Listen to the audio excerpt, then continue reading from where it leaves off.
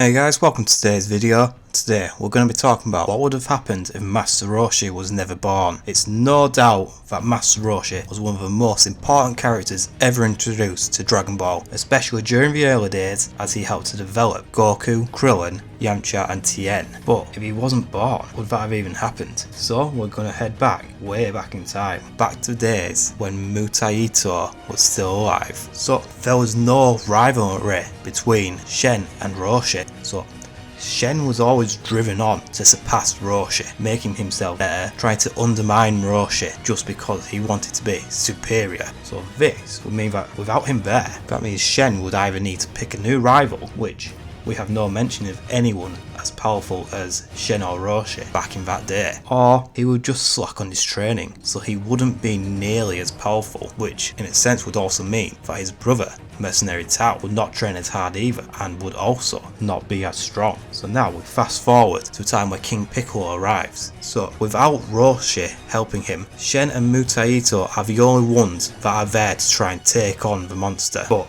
are easily just passed to one side. Mutaito leaves in shame. Shen still has the same feelings of disillusionment. He feels that his master let him down, and this begins his path to the darkness, and he will become the same kind of character that he was originally. Now, Mutaito could not rely on Roshi to help him with evil containment wave. He couldn't hold the rice cooker, he couldn't dispose of it. He had no one to rely on. So this means that Mutaito had to spend more time on the technique. We've seen with the use of the evil containment wave in Dragon Ball Super that the technique can actually be survived. Both Roshi, Piccolo and Trunks and even Kami have all tried the technique and lived. So it's understandable that Mutaito could do the same, but this would not be an easy task. During this time when Mutaito is trying to master the technique to a point where he'd be able to survive, King Piccolo has wiped out most of humanity, and eventually Mutaito does confront him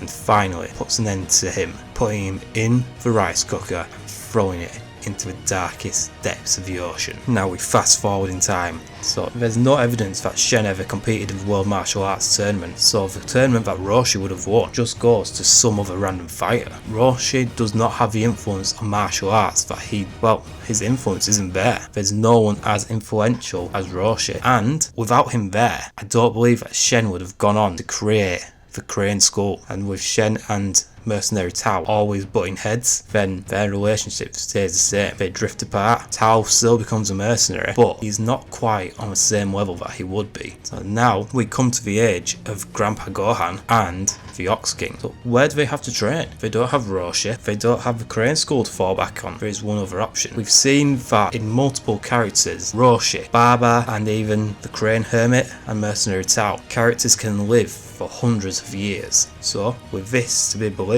Mutaito could have done the same.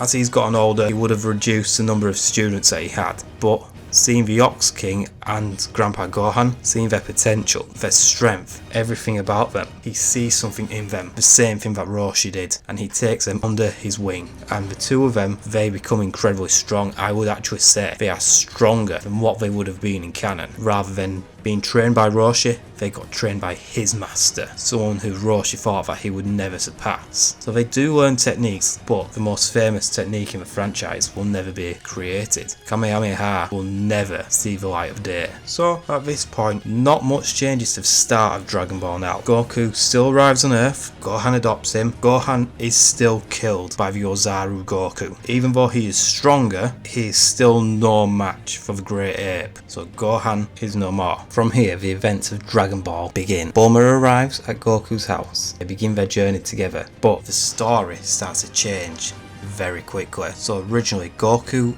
would want to take Turtle back to his home, but there's no Turtle. Roshi is not around for Turtle to be part of his life. So that would also mean that there is no Dragon Ball that has washed up on Roshi's island. So the Dragon Ball is just in some, let's just say it's in a cave somewhere. So now they continue, interaction with Oolong and Yamcha goes the same, but the story has to change now. So they come in contact with the Ox King and Chi-Chi. Originally Goku went to get Master Roshi to put out the flames, but without Roshi, without the Kamehameha, how can the flames be put out?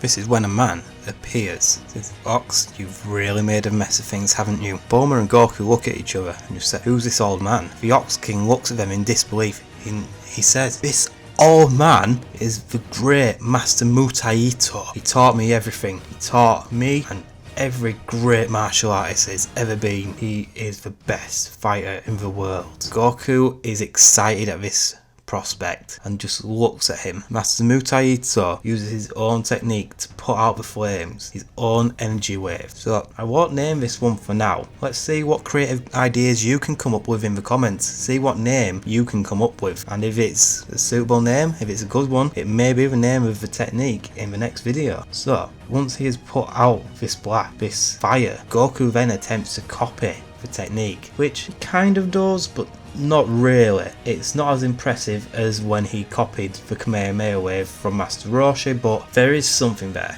Goku has shown promise with this technique. So from here, the story continues pretty much unchanged up until the point where they are captured in Pilaf's castle. So Goku can't blast a hole in the wall. Even though it was only a little one, he can't use Kamehameha wave to, well, create this hole in the wall. So even though this is just a little change, Goku can't do this, and he doesn't get to try the technique again. He tries Master Mutaito's technique, but he can't do it. He can't create the energy wave enough to destroy the wall. He can form the blast, but he can't control it properly. Eventually, he becomes a great ape and breaks out of the castle, and Hua transforms into scissors and cuts off his tail. And the next section, Bulma and Yamcha go off their own way. Goku, he tries to find Master Mutaito to help him train. He wants to challenge him to a fight to test his abilities. So he has to try and find him without the use of the flying Nimbus. Now Goku basically has to run. He's having to track him down on his feet, so this takes a while. So it was a long period of time between the end of the Pilaf saga and the World Martial Arts Tournament. So I'd say Goku travelling to actually find Mutaito takes a month off of his training time. He arrives, Krillin is there already with Master Mutaito and has begun his training. Mutaito has only taken on Krillin